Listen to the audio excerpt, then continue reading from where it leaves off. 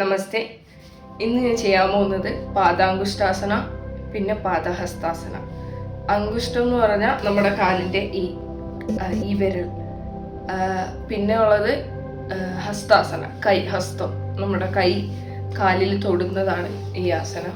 ഇത് നമ്മുടെ സ്പൈനിനും നമ്മുടെ ഫ്ലെക്സിബിലിറ്റിക്കും ഇതിനൊക്കെ ഒരുപാട് ഹെൽപ്പ് ചെയ്യുന്നതാണ്. നമ്മളെപ്പോഴും ഓപ്പൺ ചെയ്യുമ്പോൾ, ചെസ്റ്റ് ഓപ്പൺ ചെയ്യുമ്പോൾ ബ്രീത്ത് ഇൻ ചെയ്യുക. ഇങ്ങനെ ക്ലോസ് ചെയ്യുമ്പോഴത്തേക്കും നമ്മൾ ബ്രീത്ത് ഔട്ട് ചെയ്യുക. നമ്മൾ ശ്വാസം എടുത്ത് ഓപ്പൺ ചെയ്ത് പതുക്കെ ബ്രീത്ത് ഔട്ട് ചെയ്തുകൊണ്ട് താഴോട്ട് ബെൻഡ് ചെയ്തിട്ട് കാല് പിടിക്കുക. അപ്പൊ നമ്മൾ വിരലിൽ പിടിച്ചു, നമുക്ക് കാല് സ്ട്രെയിറ്റ് ചെയ്ത് വെച്ചിട്ട് ഇന്നും മുമ്പോട്ട് പോകാൻ പറ്റുമെങ്കിൽ കൈ ഇങ്ങനെ ബെൻഡ് ചെയ്യുക. അത് കഴിഞ്ഞ് കുറച്ച് കഴിഞ്ഞ് നമ്മൾ കൈ ഇങ്ങനെ കാലിന്റെ അടിയിൽ വെച്ചിട്ട് കുറച്ചും കൂടി ബെൻഡ് ചെയ്യാം. നോർമലി എല്ലാവരും ബെൻഡ് ചെയ്യുമ്പോൾ ചെയ്യുന്ന മിസ്റ്റേക്ക് എന്താ വെച്ചാല് അവര് ഇങ്ങനെ ബെൻഡ് ആവും.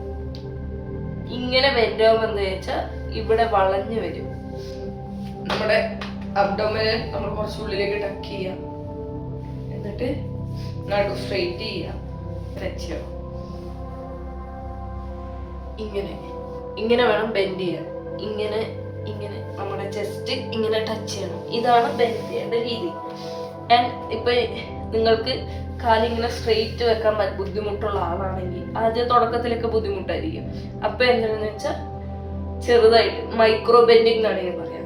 മൈക്രോ ബെൻഡ് നീ നമ്മളെ മുട്ട് ചെറുതായിട്ട് മടക്കുക, എന്നിട്ട് മുട്ട് മടക്കിയിട്ട് അതിന്റെ മുകളിലേക്ക് ബെൻഡ് ചെയ്യുക. പതുക്കെ ഗ്രാജുവലി നിങ്ങൾ മുട്ട് നേരെയാക്കാൻ ശ്രമിക്കുക. ബ്രീത്തിങ് ചെയ്യാൻ കേട്ടോ.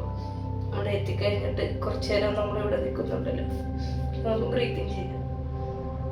നമ്മൾ തിരിച്ചെഴുന്നേക്കും എന്താ ചെയ്യേണ്ടത് വെച്ചാൽ കൈ എടുത്ത് മുട്ട് ബെൻഡ് ചെയ്ത് ഇങ്ങനെ വേണം എണീക്കാൻ.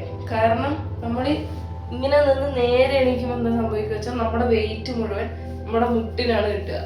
അപ്പൊ കുറച്ച് കഴിയുമ്പോഴത്തേക്കും മുട്ടുവേദന വരാൻ സാധ്യതയുണ്ട്. നമ്മൾ ഈ ബെൻഡ് ചെയ്ത് എണീക്കുമ്പോൾ നമ്മുടെ വെയിറ്റ് ഇവിടത്തോട്ടും ആയിട്ട് സ്പ്ലിറ്റ് ചെയ്ത് പോകും.